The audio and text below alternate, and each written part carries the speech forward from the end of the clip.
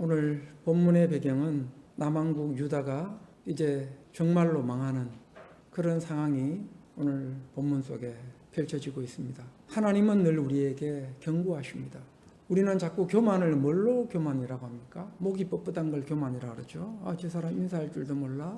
저 사람 예절이 없네. 저 사람 잘난 체하네. 그것은 우리의 관점에서 봤을 때 교만의 기준이고, 하나님께서 보셨을 때 교만은 뭘까요? 말씀 가운데 굴복하지 않는 겁니다. 하나님 말씀 가운데 굴복하지 않는 것, 그 말씀을 두려워하지 않는 것, 들은 바의 말씀을 아주 우습게 여기는 것, 이게 뭐예요? 교만입니다. 우리가 착각하면 안 됩니다. 하나님은 사랑의 하나님이기 때문에 무한정, 하나님은 내가 아무리 잘못해도 내게 은혜를 베푸실 거야.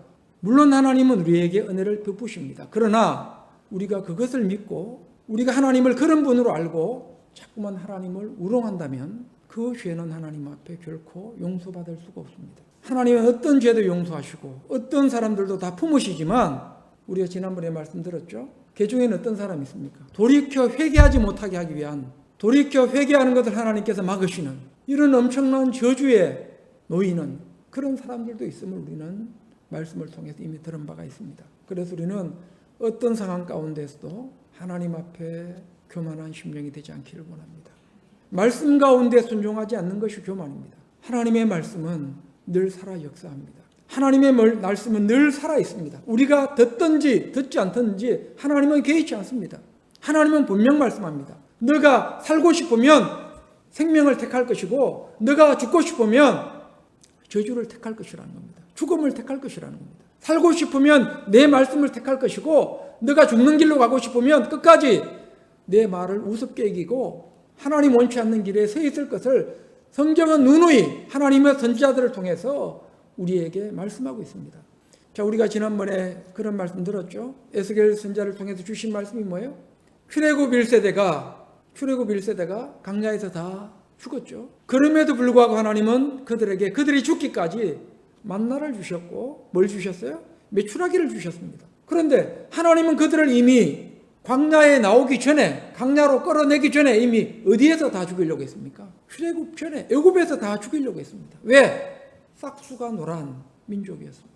떡잎이 될 나무가 아니었습니다. 그래서 애굽에서부터 이미 출애굽은 고사하고 애굽에서 이미 그들을 다 죽이려고 했습니다. 그런데도 그들에게 은혜를 베푸신 목적은 뭐예요? 단 하나였습니다. 내 이름을, 하나님의 이름을 더럽히지 않기 위해서, 하나님의 이름을 이방인들에게 더럽히지 않기 위해서 여호와가 저들을 애굽으로 인도할 능력이 없으니, 젖과 꿀이 흐르는 땅으로 인도할 능력이 없으니 애굽에서 다 죽인 것이 아니냐, 아니면 또 광야에서 그들을 죽이신 것은 젖과 꿀이 흐르는 땅으로 안내할 능력이 없기 때문에, 인도할 능력이 없기 때문에 다 죽인 것이 아니냐, 이런 말들을 이방인들의 입에서 나오지 못하게 하기 위해서, 내 이름을 더럽히지 않기 위해서 은혜를 베푸셨다고 하는 말씀을 우리는 들었습니다. 하나님께서 우리에게 은혜를 베푸시는 목적은 뭘까요? 우리가 잘난 부분이 많아서? 여기서 있는 목회자가 하나님 앞에 잘난 부분이 많아서 은혜를 베푸실까요?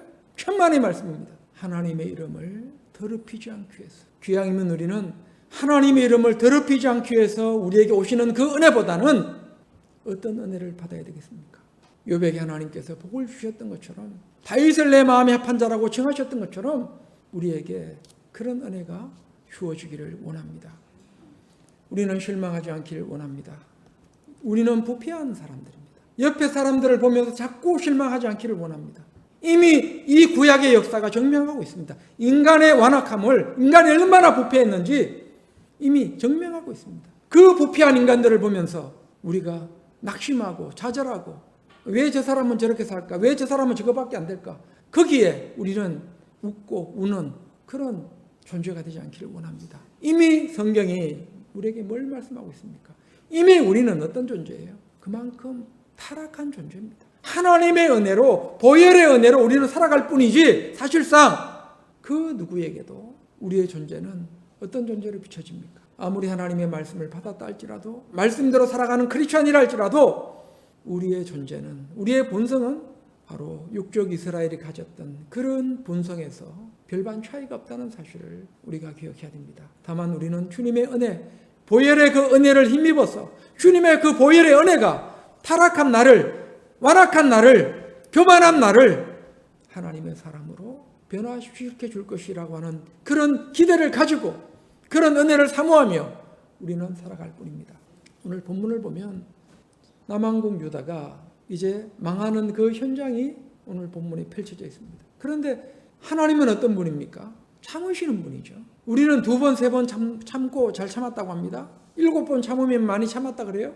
그런데 우리 하나님은 참고 또 참고 또 참습니다. 하나님의 이름이 더럽혀짐을 당함에도 불구하고 하나님은 끊임없이 참으십니다. 그러나 하나님도 참는 게 뭐라고요? 끝이 있다 그랬죠.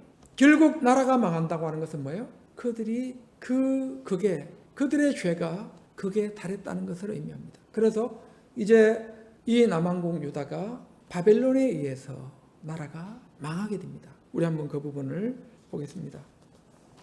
1절부터 5절까지 읽겠습니다. 유다의 시드기야 왕의 제9년 10째 달에 바벨론의 느부갓네살 왕과 그의 모든 군대가 와서 예루살렘을 에워싸고 치더니 시드기야의 제11년 넷째 달 9째 날에 성이 함락되니라. 예루살렘이 함락됨에 바벨론의 왕의 모든 고관이 나타나 중문에 앉으니 곧 내려갈 사레셀과 삼갈 네부와 내시장 살수기민이 내려갈 사레셀은 궁중장관이며 바벨론의 왕의 나머지 고관들도 있더라. 유다의 시드기야 왕과 모든 군사가 그들을 보고 도망하되 밤에 왕의 동상길을 따라 두담 샘문을 통하여 성읍을 벗어나서 아라바로 갔더니 갈대아인의 군대가 그들을 따라 여리고 평원에서 시드기야에게 미쳐 그를 잡아서 데리고 하맛 땅 니블라에 있는 바빌론의 느부갓네살 왕에게로 올라가매 왕이 그를 신문하였더라. 아멘. 자, 지금 남왕국 유다가 망할 때 예루살렘이 바빌론 군대에 의해서 포위되었습니다. 몇 개월 동안? 18개월 동안 포위가 됐습니다. 고대의 전쟁에서 많이 쓰는 전략이 뭐예요? 포위하는 거죠. 포위해서 어떻게 합니까? 그 궁중 안에 아무도 못 들어가게 합니다. 그 성 안에 들어가지도 못하고 나오지도 못하게 합니다. 그럼 어떻게 될까요? 그 안에 성 안에 뭐가 떨어질까요? 양식이 떨어집니다. 물이 떨어집니다. 바빌론 군대가 18개월 동안 딱 포위를 했습니다. 포위를 하다 보니까 어떤 일이 벌어지는가 하면 양식이 떨어졌어요. 양식이 떨어지면 어떻게 해야 돼요? 꼼짝없이 죽는 거죠. 양식이 떨어져서 오늘 본문에는 소개되어 있지 않지만 양식이 떨어졌을 때 어떤 일이 벌어지는 줄 아세요? 먹을 게 없으니까 늘 말씀드렸죠. 누구를 잡아먹었을까요? 나중에는 자기 자식을 잡아먹었습니다. 성이 포위되어서 양식이 떨어지게 될 때 자기 자식을 잡아먹습니다. 두 집이 서로 가위바위보를 합니다. 제가 각색합니다. 가위바위보 해가지고 가위바위보 해서 진 사람이 오늘 자기 자식을 내놔야 됩니다. 그리고 그 자식을 잡아먹었을 거 아니에요. 그 다음 날은 어떻게 해요? 이긴 사람이 자식을 또 내놔야 돼요. 그러니까 이게 지금 있을 수 있는 법입니까? 이스라엘 사람들이, 유다인들이 철저히 음식법을 지킨 사람들인데 부정한 음식이라 해서 돼지고기는 입에도 되지 않았는데 부정한 음식이라 해서 비늘 없는 생선은 입에 되지도 않았는데 사람을 잡아먹는다? 있을 수 있습니까? 그런데 이미 하나님은 신명기 28장을 통해서 뭘 예언해 놓는 줄 아십니까? 모세 선지자가 기록한 신명기 말씀, 그 신명기 28장에 먼 훗날 오늘 본문의 배경이 되는 이 시대에 어떤 일이 일어날 것인지에 대해서 이미 예언되어 있습니다. 그 핵심은 그겁니다. 신명기 28장 1절부터 14절까지의 내용은 복의 내용으로 가득합니다. 28장 1절부터 14절까지는 복의 내용입니다. 뭘 해도 된다는 겁니다. 뭘 해도 내가 하는 게 다 잘 된다는 거예요. 들어가면 나가면 그냥 복이 그냥 막 쏟아집니다. 대박이 난다는 거예요. 그런데 15절부터의 말씀을 보면 15절부터 전개되는 바의 그 끝절까지의 말씀을 보면 다 저주의 말씀으로 꽉 차 있습니다. 구체적으로 나와 있습니다. 우리 신명기 말씀 한번 찾아볼까요? 28장. 자, 복의 말씀 있는가 하면 저주의 말씀이 있는데 그 기준이 어디 있느냐?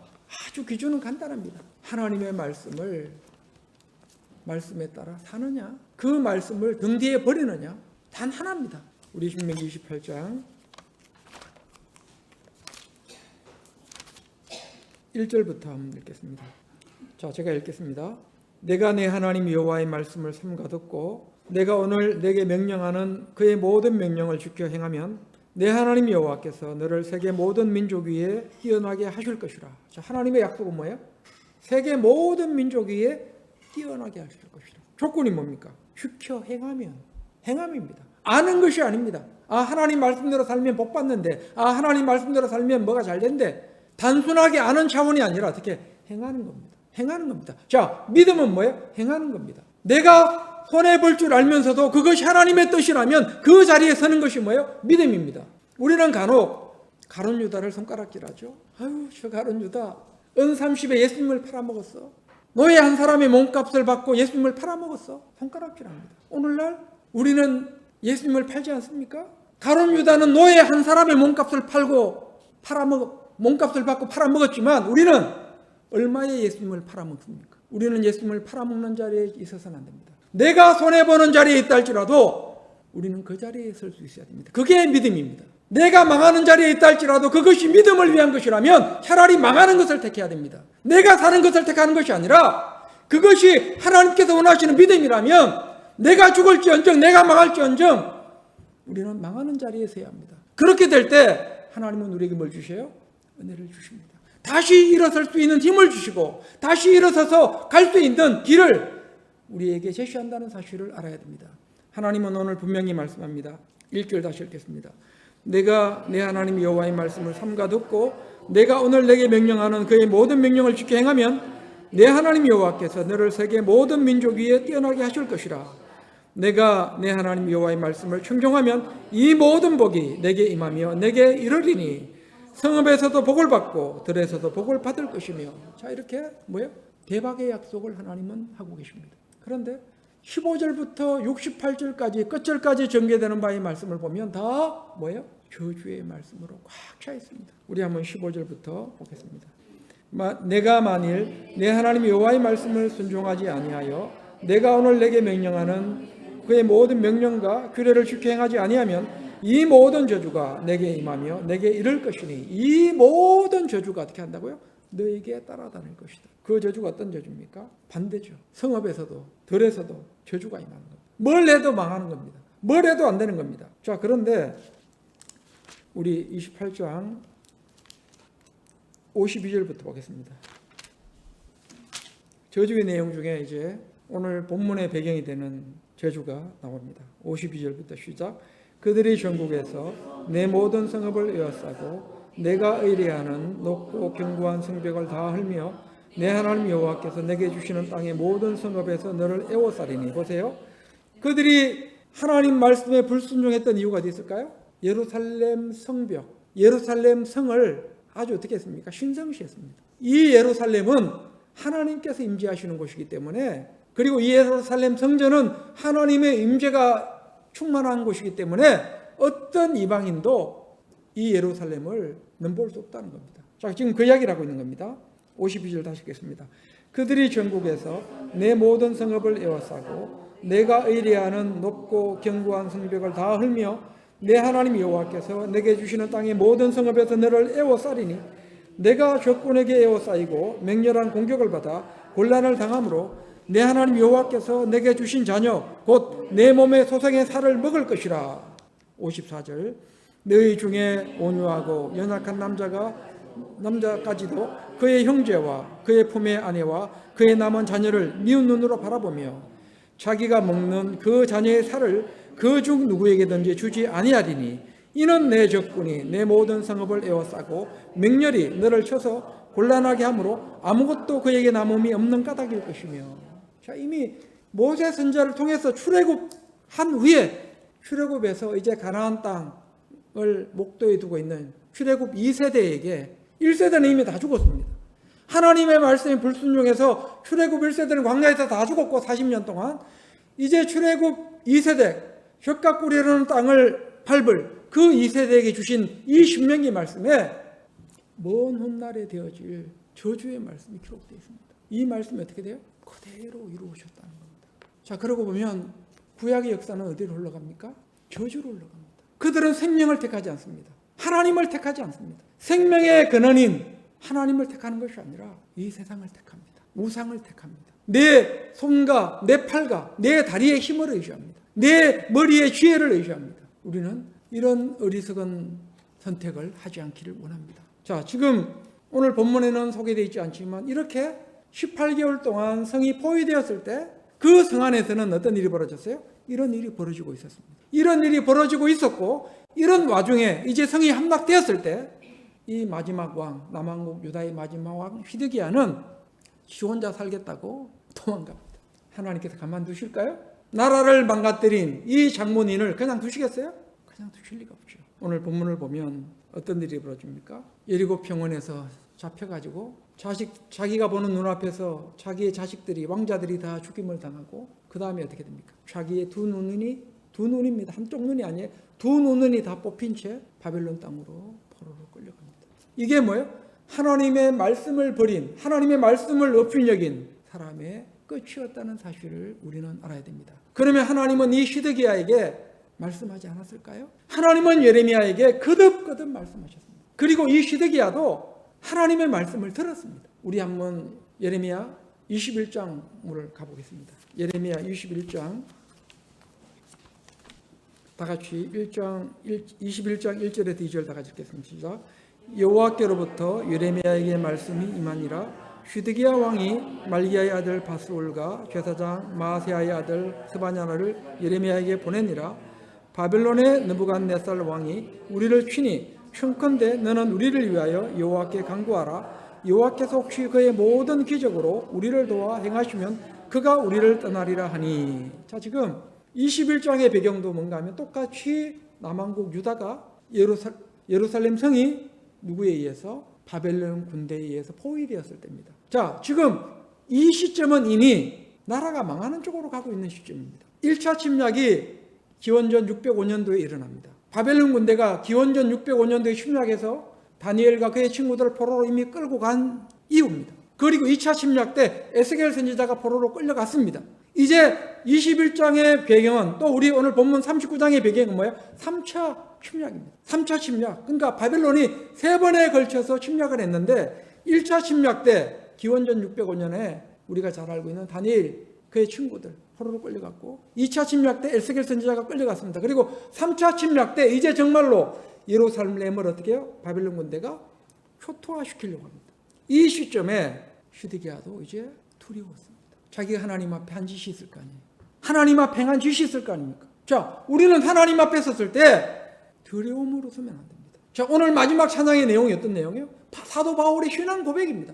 사도 바울의 신앙 고백을 바탕으로 해서 오늘 불렀던 찬송이 마지막 찬송인데, 바울은 뭐라고 말합니까? 나의 달려갈 길을 다 마쳤다 그러죠. 이제 나를 위하여 영광의 면류관, 영생의 면류관, 이 복된 면류관이 나를 기다리고 있을 거라고 하는 그런 확신이 있지 않습니까? 내가 믿음을 지켰다고 말하지 않습니까? 자, 우리는 과연 그 바울처럼 나는 믿음을 지켰습니다. 하나님, 내가 어떤 상황 가운데서 저는 믿음을 지킨 사람입니다. 하나님 아시지 않습니까? 라고 우리는 말할 수 있어야 합니다. 하나님 앞에 섰을 때 저는 제 믿음을 지켰습니다. 제가 이런 상황 속에서도 저는 하나님을 택했습니다. 진리를 택했습니다. 정의와 공의를 택했습니다. 라고 우리는 하나님 앞에 말할 수 있어야 합니다. 지금 본문은 예레미야 21장은 이제 시드기야도 두렵습니다. 바벨론 군대가 쳐들어왔습니다. 두렵습니다. 그러니까 누굴 찾아갈까요? 자기의 신하를 보내서 예레미야에게 어떤 하나님의 말씀이 임했는지, 그리고 혹시나 하나님께서 신기한 기적을 행하지 않을지, 이 예루살렘을 위해서 히스기야 시대 때 아수르의 대군 18만 5천 명을 하루아침에 그냥 다 하룻밤 사이에 산송장을 만들었던 그런 놀라운 기적을 행하시지 않을지, 그런 기대를 가지고 이런 못된 짓을 하면서도 누구를 바라보고 있어요? 하나님 앞에 은혜를 베풀어 달라고 지금 바라보고 있는 이 시드기야를 우리는 발견합니다. 우리 2절 다시 읽겠습니다. 시작. 바벨론의 느부갓네살 왕이 우리를 치니 청컨대 너는 우리를 위하여 여호와께 간구하라. 여호와께서 혹시 그의 모든 기적으로 우리를 도와 행하시면 그가 우리를 떠나리라 하니. 자, 이렇게 예레미야에게 기도를 요청합니다. 하나님의 도우심을 요청합니다. 그럼 어떻게 해야 됩니까? 예레미야가 하는 말을 들어야 됩니까? 안 들어야 됩니까? 정말로 그것을 바라고 원했다면 예레미야가 하는 말에 순종했어야 될 거 아닙니까? 그래서 예레미야는 분명하게 말을 합니다. 우리 8절 볼까요? 시간 관계상 다 건너뛰고 8절 보겠습니다. 시작. 여호와께서 말씀하시기를 보라, 내가 너희 앞에 생명의 길과 사망의 길을 두었노라. 너는 이 백성에게 전하라 하셨느니라. 이 성읍에 사는 자는 칼과 기근과 전염병에 죽으려니와 너희를 에워싼 갈대아인에게 나가서 항복하는 자는 살 것이나 그의 목숨은 전리품 같이 되리라. 자, 지금 하나님께서 주신 메시지는 뭐예요? 내가 이 나라를 망하지 않게 해줄게가 아닙니다. 이제 이미 뭐예요? 사람으로 말하면, 암으로 말하면 말기 중에서도 이제 살 수 있는 날이 이제 1, 2주 남은 남한국 유다의 운명이 그런 운명입니다. 말기암입니다. 이제 한두 달, 1주, 2주밖에 못 삽니다. 이 사람에게 하나님께서 이 시드기야에게 그리고 남한국 유다 백성들에게 베푸신 은혜는 뭘까요? 하나님께서 그들에게 베푸실 수 있는 최선의 은혜는 뭘까요? 그들을 살게 하는 겁니다. 그들을 바벨론의 포로에서 구원시켜 주는 것이 아니라, 바벨론의 침략으로부터 구원시켜 주는 것이 아니라, 비록 그들이 나라는 망한다 할지라도 다시 살아서 그들의 후대가 일어설 수 있는 그 훗날을 하나님은 그들에게 기대할 수 있도록 은혜를 베푸시는 일이었습니다. 그게 뭐예요? 바벨론 군대에게 나가서 항복하라는 겁니다. 성문을 활짝 열고 두 손 들고 나가서 바벨론 군대에게 대항하지 말고 항복하라는 겁니다. 왜? 그 군대는 누가 보내셨다는 겁니까? 하나님께서 보내셨다는 겁니다. 이스라엘 남한국 유다를 심판하기 위해서 보낸 하나님의 몽둥이이기 때문에 그 몽둥이를 달게 받으라는 겁니다. 우리는 하나님의 몽둥이도 때로는 달게 받을 수 있어야 합니다. 하나님의 구원은 때로는 우리가 원하지 않는 방향으로 나타날 수도 있습니다. 지금 시드기야가 기대했던 건 뭐예요? 나라가 망하지 않는 겁니다. 나라가 망하지 않는 것을 구원으로 생각했습니다. 이 나라가 계속 존속되는 것이 참된 구원으로 얘기했습니다. 그러나 하나님께서 생각하신 구원은 뭐예요? 그게 아닙니다. 나라가 망하는 겁니다. 망하되 너희들이 죽지 않고 다 살아있기를 원하셨습니다. 비록 노예로 전락한다 할지라도, 바벨론 사람들의 노예로 전락한 삶을 살아간다 할지라도 죽지 않고 살아있기를 원하셨습니다. 그러면 비록 그 한 세대는 비록 노예로 살아간다 할지라도 그 후대에서는 뭐가 될까요? 새로운 싹이, 미래를 세워나갈 새로운 하나님 나라의 주역이 될 만한 그런 새로운 싹들이 그들의 후손들을 통해서 딱 될 수 있었기 때문에 하나님은 그들에게 바벨론 군대에게 대항하지 말고 항복할 것을 권면합니다. 자, 그런데 그 말을 들었을까요? 안 들었을까요? 듣지 않습니다. 왜 듣지 않았을까요? 이유가 있겠죠. 믿는 구석이 있었습니다. 믿는 구석이 있었어요. 그 믿는 구석이 뭘까요? 바로 애굽입니다. 이스라엘은, 남한국 유다는 아프리카 대륙의 강자 이집트, 애굽과 아시아의 강자 바벨론 사이에 딱 끼어 있었습니다. 샌드위치입니다. 마치 우리나라가 매개적으로 중국과 미국의 눈치를 봐야 되죠. 중국과 미국의 눈치를 잘 봐야 됩니다. 우리나라가 지금 그런 지정학적 위치에 속해 있는 것처럼 이 당시에 남한국 유다도 똑같았습니다. 그런데 하나님의 말씀은 뭐예요? 애굽을 의지하지 말고 그냥 두 손 들고 나가서 어떻게 하라고요? 항복하라는 겁니다. 그런데 이 시드기야가 생각했을 때는 뭐예요? 든든한 애굽이 있거든요. 내가 믿을 만한 구석이 어느 정도 남아 있거든요. 그것을 믿고 어떻게 합니까? 하나님의 말씀을 무시합니다. 그리고 실제로 어떤 일이 벌어질까요? 이 바벨론의 군대가 잠깐 포위망을 풀고 자기 나라로 돌아갑니다. 왜? 애굽에서 남한국 유다를 돕기 위해서 지원군이 나왔다는 소식이 바벨론의 군대에서 들렸거든요. 그러니까 포위망을 풀고 바벨론 군대가 돌아갑니다. 그러니까 시드기야가 생각했을 때, 그 당대 사람들이 생각했을 때, 하나님께서 우리를 도우시는구나. 하나님께서 우리를 구원하시려고 하는 거구나. 이 애굽을 통해서. 그런데 예레미야는 뭐라고 말해요? 자꾸 하나님께서 너희에게 지금 몽둥이로 든 민족이 바벨론이니 성문을 열고 나가 항복하라 그러니까 그들의 눈에 예레미야는 어떻게 비춰질까요? 매국노로 비춰집니다. 자, 우리 한번 그 부분도 한번 보겠습니다. 예레미야 37장 한번 보겠습니다.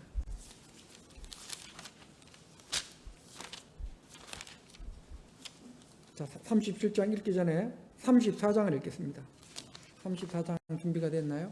네, 34장 우리 1절부터 다 같이 시작. 바벨론의 느부갓네살 왕과 그의 모든 군대와 그의 통치하에 있는 땅의 모든 나라와 모든 백성이 예루살렘과 그 모든 성읍을 칠 때에 말씀이 여호와께로부터 예레미야에게 임하여 이르시되 이스라엘 하나님 여호와께서 이와 같이 말씀하시니라.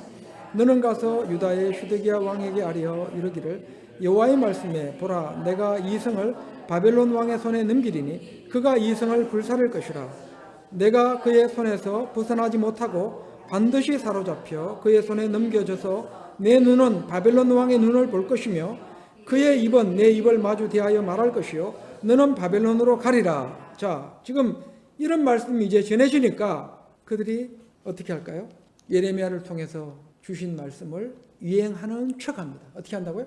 이행하는 척. 우리 한번 보겠습니다. 8절부터 읽겠습니다. 다 같이 시작. 시드기야 왕이 예루살렘에 있는 모든 백성과 한 가지로 하나님 앞에서 계약을 맺고 자유를 선포한 후에 여호와께로부터 말씀이 예레미야에게 임하니라. 그 계약은 사람마다 각기 히브리 남녀 노비를 놓아 자유롭게 하고 그의 동족 유다인을 종으로 삼지 못하게 한 것이라. 이 계약에 가담한 고관들과 모든 백성이 각기 노비를 자유롭게 하고 다시는 종을 삼지 말람을 듣고 순복하여 놓았더니 후에 그들의 뜻이 변하여 자유를 주었던 노비를 끌어다가 복종시켜 다시 노비로 삼았더라. 자, 무슨 말씀인가 하면 화장실 갈 때 다르고 나올 때 다르죠. 사람 마음이 화장실 들어갈 때와 나갈 때 마음이 같아요? 다릅니다. 지금 너무나 다급할 때는 하나님 말씀대로 살겠다라고 이 시드기야와 유다 방백들이 다짐을 하면서 그들이 하나님 앞에 잘못된 행실들을 하나씩 이제 어떻게 합니까? 회개하는 가운데 뭔가 새로운 삶을 결단합니다. 그 중에 하나가 뭐예요? 자기의 동족을 노비로 삼았던 것을 풀어줍니다. 자, 마치 우리가 어떤 어려운 일을 겪게 될 때, 어려운 일을 겪었을 때 제일 먼저 우리가 뭘 돌아봅니까? 내가 하나님 앞에 뭐 잘못한 게 없을까? 돌아보죠. 내가 이런 어려움 있는 거, 혹은 이런 과거에 내가 이런 일을 내가 하나님 앞에 저질러서 이런 일이 있는 건 아닐까? 현재의 내 이런 삶을 하나님 기뻐하지 않아서 이런 것은 아닐까? 하고 우리는 때로는 우리들 자신을 돌아볼 때가 있습니다. 자, 지금 남한국 유다도 똑같이 그들의 삶을 돌아보는 가운데 하나님 앞에 걸리는 게 많았겠죠. 그 중에 하나가 뭘까요? 자기의 동족을 종으로, 노비로 삼은 겁니다. 그래서 어떻게 했어요? 노비를 다 풀어줬습니다. 하나님께서 우리에게 은혜를 베풀어 달라고 하는 그런 의미로 하나님 제가 노비로 삼은 내 동족을 다 풀어줬습니다. 자유케 했습니다. 그러니 제게 은혜를 베풀어 주시옵소서. 이런 기도를 올리는 겁니다. 그런데 그때는 바벨론 군대가 딱 포위했을 때고 바벨론 군대가 포위망을 풀고 본국으로 돌아갈 때는 애굽에서 지원군이 나왔다는 소식을 듣고 어떻게 할까요? 마음이 싹 바뀌었습니다. 보겠습니다. 우리 11절 다시 읽겠습니다. 시작. 후에 그들의 뜻이 변하여 자유를 주었던 노비를 끌어다가 복종시켜 다시 노비로 삼았더라. 자, 지금 뭐예요? 이런 짓거리를 누가 하고 있어요? 시드기야와 그의 방백들이 하고 있습니다. 하나님은 가만히 두실까요? 가만히 두시지 않죠. 우리 예레미야 37장 가겠습니다. 1절부터 한번 읽겠습니다. 요시아의 아들 시드기야가 요야김의 아들 고니야의 뒤를 이어 왕이 되었으니 이는 바벨론의 느부갓네살 왕이 그를 유다 땅의 왕으로 삼았음이었더라. 그와 그의 신하와 그의 땅 백성이 여호와께서 선지자 예레미야에게 하신 말씀을 듣지 아니하니라. 자, 보세요. 계속 어떻게 해요? 하나님의 말씀을 듣지 아니하니라. 그러니까 이 시드기야는 남한국 유다의 왕이었지만 꼭두각시 왕입니다. 누가 세웠어요? 바벨론의 왕 느부갓네살이 세운 왕입니다. 스스로 왕이 된 게 아닙니다. 우리가 잘 알고 있는 요시야 왕, 의로운 왕 요시야 있죠. 요시야 왕의 막내 아들입니다. 그러니까 의로운 왕 요시야의 막내 아들 이 시드기야가 결국 뭐예요? 하나님을 거역하는 이런 일을 합니다. 그래서 의로운 왕 밑에 악한 왕이 나오고 악한 왕 밑에 의로운 왕이 나오는 의로운 왕이 등장하는 이 역사에 참 미스테리가 참 많습니다. 자, 어쨌든 이 요시야의 막내 아들 시드기야는 느부갓네살에 의해서 왕으로 등극하는데 우리 2절 다시 읽겠습니다. 시작. 그와 그의 신하와 그의 땅 백성이 여호와께서 선지자 예레미야에게 하신 말씀을 듣지 아니하니라. 자, 끝까지 듣지 않았다는 겁니다. 자, 지금 이 상황은 어떤 상황이에요? 계속 포위로 풀려났지만 잠깐 포위망을 뚫고 바벨론 군대가 떠나갔지만 다시 어떻게 됐을까요? 다시 왔죠. 다시 옵니다. 다시 오니까 또 이제 어떻게 돼요? 시드기야가 또 다급해집니다. 또 다급해졌어요. 화장실 갈 때 나갈 때 틀렸죠, 아까. 근데 지금 또 다급해졌습니다. 그러니까 또 누굴 찾아가요? 또 예레미야를 찾아갑니다. 우리 3절 읽겠습니다. 시드기야 왕이 셀레미야의 아들 여후갈과 마아세야의 아들 제사장 스바냐를 선지자 예레미야에게 보내 청하되 너는 우리를 위하여 우리 하나님 여호와께 기도하라 하였으니. 보세요. 어려운 일을 겪을 때마다 누구한테 찾아갑니까? 하나님의 선지자에게 찾아갑니다. 하나님의 선지자의 대답은 뭘까요? 한결같습니다. 성문을 열고 항복하라는 겁니다. 그런데 이 말을 들었을까요? 안 들었을까요? 듣지 않습니다. 자, 이런 스토리가 몇 번씩이나 전개되는가 하면 3번에 걸쳐서 전개가 됩니다. 하나님 앞에 뜻을 묻는 이런 기도를 해달라고 하나님의 뜻을 알고 싶은 그 마음에 이 시드기야는 똑같은 이런 일을 3번씩이나 시도합니다. 예레미야 선지자에게. 우리 한번 계속 보겠습니다. 38장 보겠습니다. 14절 다 같이. 시드기야 왕이 사람을 보내어 선지자 예레미야를 여호와의 성전 셋째 문으로 데려오게 하고 왕이 예레미야에게 이르되 내가 내게 한 가지 일을 물으니 한마디도 내게 숨기지 말라. 자, 지금 이 시드기야는 예레미야를 뭘로 알고 있을까요? 하나님의 선지자로 안 알고 있을 것 같죠? 알고 있습니다. 하나님의 참 선지자라는 것을 이 시드기야는 정확하게 알고 있습니다. 그런데 우리가 시간 관계상 다 읽지는 않았지만 이런 상황 속에서 하나님의 참 선지자로 이 시드기야가 예레미야를 하나님의 참 선지자로 여겼다면 그 말씀에 순종해야 되죠. 그런데 순종하지 않습니다. 자꾸만 하나님의 뜻을 물으러 누구에게 보냅니까? 시드기야에게 보냅니다. 자, 시드기야가 아니라 예레미야에게 보냅니다. 이 시드기야가 하나님의 뜻을 물으러 자꾸만 예레미야에게 보냅니다. 그 당시에 많은 선지자들이 있었지만 유독 누구에게 관심을 갖습니까? 예레미야에게 관심을 갖습니다. 자, 그렇다면 이 시드기야는 하나님의 참 선지자로 예레미야를 여겼다면 어떻게 하면 돼요? 그 말씀을 그대로 받으면 됩니다. 비록 나라가 망하는 운명이지만 성문을 열고 그냥 항복하면 됩니다. 왜? 하나님의 뜻이니까. 그런데 시드기야는 그 선택을 하지 않습니다. 이유는 뭔가 하면 왕이 통치를 하지만 왕 주변에 신하들이 있어요, 없어요? 수없이 많은 신하들이 있습니다. 거기에는 바벨론 정책을 펴는 신하들도 있고 애굽 정책을 펴는 신하들도 있습니다. 말하자면 신미를 주장하는 정치인들도 있고 신중을 주장하는 정치인들도 있습니다. 이 순간에서 이 시드기야가 누구를 두려워하는가 하면 신애굽 정책을 펼치는 그 방백들, 지도자들을 두려워합니다. 그들의 눈치를 살핍니다. 그래서 그들이 결국 예레미야를 어떻게 했을까요? 구덩이에 던집니다. 더 이상 매국노적인 발언을 하지 못하도록 예레미야 선지자가 백성들을 선동하지 못하도록 어떻게 했을까요? 구덩이에 던져넣습니다. 죽으라고. 다행히 물이 없는 구덩이입니다. 물 없는 그 구덩이에 집어넣습니다. 우리 한번 그 부분을 볼까요?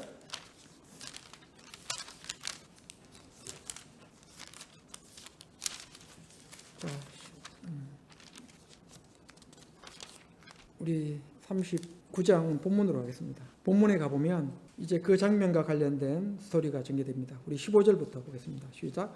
예레미야가 감옥들에 갇혔을 때에 여호와의 말씀이 그에게 임하니라. 이르시되 너는 가서 구스인 에벳멜렉에게 말하기를 만군의 여호와 이스라엘 하나님 말씀에 내가 이 성에 전환을 내리고 복을 내리지 아니하리라 한 나의 말이 그날에 내 눈앞에 이루리라. 여호와의 말씀이니라. 내가 그날에 너를 구원하리니 내가 그 두려워하는 사람들의 손에 넘겨주지 아니하리라.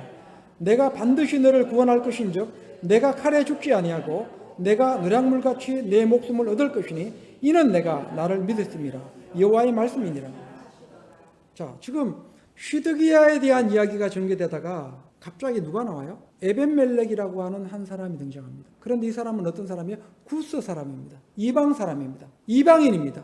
이 이방인이 등장하면서 느닷없이 하나님은 이 에벳멜렉에게 뭘 약속하죠? 구원을 약속합니다. 그러면 하나님은 왜 이 에벳멜렉에게 구원을 약속했을까요? 그 이유는 아까 말씀드렸던 이 시드기야는 신애굽 정책을 펼치는 사람들에 의해서 이 예레미야가 구덩이에 던져주게 됩니다. 구덩이에 던져졌을 때 왕 앞에 그리하면 아니 되옵니다라 하면서 자기의 목숨을 걸고 자기의 반대파들의 그 테러를 어떻게 보면 그 위협을 무릅쓰고 시드기야 왕에게 주관한 사람이 누구예요? 바로 에벳멜렉입니다. 자, 모두가 다 친애굽 정책을 펼치고 있는 이 시점에 그리고 모두가 다 이 예레미야 선지자는 매국노로 단정 지어진 이 시점에 예레미야 편에 설 수 있습니까? 예레미야 편에 서서 그를 구출해내는 것이 쉬운 일인가요? 구덩이에 던져졌을 때 왕에게 직접 나서서 예레미야가 죽지 않도록 그 구덩이에서 살아날 수 있도록 왕을 설득해서 여러 사람을 데리고 가서 그 구덩이에서 손수 꺼내 집어낸 사람이 누군가 하면 바로 에벳멜렉입니다. 친애굽 정책을 펴는 사람들의 눈치를 살폈습니다. 누가? 시드기야가. 그래서 예레미야를 참 하나님의 선지자로 믿었지만 그들의 눈이 두려웠습니다. 그리고 예레미야 선지자를 만날 때마다 몰래 만납니다. 그 친애굽 정책을 펼치는 사람들과 몰래 만나서 독대를 합니다. 그리고 만약에 만난 것이 들켰을 때 어떤 말을 했는지 그들에게 말하지 말 것을 막 당부하는 장면이 이 시드기야와 예레미야의 대화 속에서 나옵니다. 자, 그만큼 시드기야는 어떤 사람이었어요? 하나님을 두려워하기보다 누굴 두려워해요? 사람을 두려워합니다. 환경을 두려워합니다. 주변을 두려워합니다. 우리는 이런 자리에 서지 않기를 원합니다. 자, 지금 시간이 많이 가서 이제 마무리하고자 합니다. 다음 기회에 에벤멜렉의 행적을 한 번 더 들여다보겠습니다. 지금 오늘 말씀의 주제는 뭐예요? 두 신앙인의 최후인데 사람의 눈치를 보고 하나님을 두려워하지 않고 자기의 신하들의 눈치를 살폈던, 하나님의 뜻이 않는 자리에 섰던 그 시드기야는 결국 어떻게 됐습니까? 끝이 읽었던 말씀처럼 자기 자식들이 자기 눈앞에서 다 죽었죠. 칼로 목이 달아나는 장면을, 자기의 왕자들이 다 칼로 목이 달아나는 장면을 두 눈을 뜨고 봤습니다. 그리고 그 장면을 목도한 이후에는 그 두 눈이 뽑혀서 바빌론 땅으로 포로로 끌려가서 그의 생애는 마감됩니다. 반면에 신애굽 사람들의 위협을 느끼며 아무도 하나님 편에 서 있지 않았던, 예레미야 편에 서지 않았던 그 와중에도 하나님 편에 서 있었던, 그것도 이스라엘 사람이 아닙니다. 이방 사람입니다. 이방 사람, 구스 사람, 이 에벤멜렉이 하나님의 선지자의 편에 서서 예레미야 선지자를 구출해내게 될 때 하나님은 그에게 구원의 약속을 허락하셨다는 사실을 우리가 기억할 수 있기를 원합니다. 그래서 이 애굽 사람으로부터 구원받고 더 나아가 누구로부터 구원받았을까요? 이 바벨론의 군대로부터 구원받았다고 하는 이 사실을 우리가 기억할 수 있기를 원합니다. 그리고 한 가지 더 교훈을 얻고자 합니다. 자, 그렇다면 하나님은 왜 나라를 망하게 했을까요? 아까 하나님을 버렸기 때문에 망했죠. 자, 그런데 또 이유가 하나 있습니다. 하나님은 그들에게 안식년 제도를 주었습니다. 뭘 줬을까요? 안식년 제도를 줬어요. 그래서 6년 동안은 열심히 땀 흘려서 농사를 지먹되 7년째 되는 해에는 절대로 씨를 뿌리지 말아라. 땅을 쉬게 하라. 6년 동안은 네가 열심히 씨 뿌려서 거둬서 먹되 7년째 되는 해에는 땅에 씨를 뿌리지 말고 자연 그대로 둬서 땅도 쉬어야 된다는 겁니다. 그런데 그들이 땅을 쉬게 했을까요? 안 했을까요? 쉬게 하지 않았습니다. 왜? 1년 동안 농사를 지으면 얼마나 많은 걸 거둘 수 있는데 이 땅을 1년 동안 놀려 내가? 이 땅을 내가 1년 동안 놀려? 대단한 믿음이 아니면 1년 동안 땅을 놀릴 수 없습니다. 그런데 하나님 말씀합니다. 하나님, 그럼 우리는 7년째 뭐 먹고 삽니까? 우리는 씨도 안 뿌렸는데 7년째 뭘 먹고 살아요? 하나님 말씀합니다. 그거 걱정하지 마라. 내가 6년째에 7년째 먹을 양식까지 2배로 거두게 줄 거다. 그러니까 나를 믿고 손해본다고 생각하지 말고, 손해보는 장사라 생각하지 말고 그냥 믿고 7년째가 되면 땅을 그대로 묵혀놔라. 묵혀놨음에도 불구하고 저절로 달리는 열매, 그거는 나그네와 고아와 가부와 같은 이런 어려운 약자들이 먹게 될 것이다. 6년째에 내가 너에게 2배의 복을 줄게. 그러니까 너는 7년째 되는 해에 절대로 씨를 뿌려서는 안 된다. 그런데 그들이 아까우니까, 하나님을 못 믿으니까, 7년째 땅 놀리기가 너무 아까우니까 어떻게 했을까요? 열심히 씨를 뿌려서 농사 지어 먹었습니다. 하나님께서 뭐라 말씀하시는지 아세요? 이 땅이 70년 동안 쉬게 될 것이다. 몇 년 동안? 70년 동안 내가 이 땅을 너희들의 손에서 푹 쉬게 만들 것이다. 그래서 70년의 기한을 바벨론 포로 생활한 이유가 바로 거기에 있습니다. 자, 우리는 하나님을 믿기를 원합니다. 내가 손해보는 자리에 하나님을 위해서 제가 손해를 봤습니다라고 할 때 하나님 우리에게 손해를 지울까요? 당장은 손해보는 것처럼 우리에게 다가올 수 있습니다. 그러나 하나님은 반드시 갚아주십니다. 어떻게든 갚아주십니다. 올해 못 갚으시면 내년에라도 갚아주실 거고, 내년이 안 되면 5년 후에라도 갚아주실 거고, 내 대에 그게 안 갚아졌다면 하나님은 내 자녀 세대에 가서 반드시 갚아주신다고 하는 이런 믿음을 가져야 됩니다. 그래서 이제 70년 동안 그들은 나라를 잃은 민족으로 바벨론 땅에 가서 살아가게 되고, 70년의 기한이 찼을 때, 예레미야 선지자의 예언처럼 70년의 기한이 찼을 때 그들의 후손들이 다시 본국으로 돌아와서 새롭게 나라를 세우는 이런 일들이 전개됩니다. 우리는 망하는 것도 하나님의 은혜로 받을 수 있어야 됩니다. 내가 하나님 편에 서서 내가 망했습니다. 그럼 그것도 뭐예요? 하나님의 은혜입니다. 그리고 나를 다시 이렇게 세우시는 분도 뭐예요? 하나님입니다. 이 사실을 꼭 믿고 우리는 은30에 예수님을 팔아먹었던 가룟 유다와 같은 이런 신앙은 하지 않기를 원합니다. 하나님은 6일 동안 일하고 7일째 쉬라고 하셨죠. 우리는 그 말씀도 잘 지켜야 됩니다. 믿고 그냥 쉬어야 됩니다. 7일째는 그냥 쉬어야 됩니다. 자, 쉰다고 해서 우리는 그냥 마냥 있으라는 뜻이 아니에요. 얼마든지 우리가 7일째 일을 할 수 있습니다. 그러나 하나님 앞에 드리는 그 예배를 소홀히 한 채 우리가 하나님을 등 뒤에 두고 노동해서는 되지 않다라고 성경 분명하게 말하고 있습니다. 긴급한 일은 얼마든지 할 수 있습니다. 우리가 안식일의 개념도 잘못 이해하면 7일째 되는 날은 무조건 노는 날이에요. 무조건 일하면 안 돼. 이게 아닙니다. 하나님 앞에 예배를 드리고 하나님 앞에 너가 할 본분을 다하고 그 남는 시간을 이용해서 너가 일은 할 수 있겠죠. 자, 그거는 성경적으로 잘못된 게 아닙니다. 그래서 우리는 두 사람의 두 신앙인의 최후를 들여다봤습니다. 자기 살고자 깨를 썼던 시드기야는 결국 최악의 결말을 맞이했고 죽으면 죽으리다는 마음으로 하나님 편에 서서 예레미야 선지자를 그 구덩이에서 건져냈던 이 에벤멜렉은 하나님으로부터 구원의 약속을 받았다는 이 사실을 기억하면서 우리는 어떤 상황 속에서도 선택의 갈림길에 있게 될 때 생명을 택할 수 있기를 원합니다. 말씀을 택할 수 있기를 원합니다. 그렇게 될 때 우리에게 영원한 복이 약속된다고 하는 이 사실을 꼭 기억할 수 있기를 주님의 이름으로 간절히 축복합니다.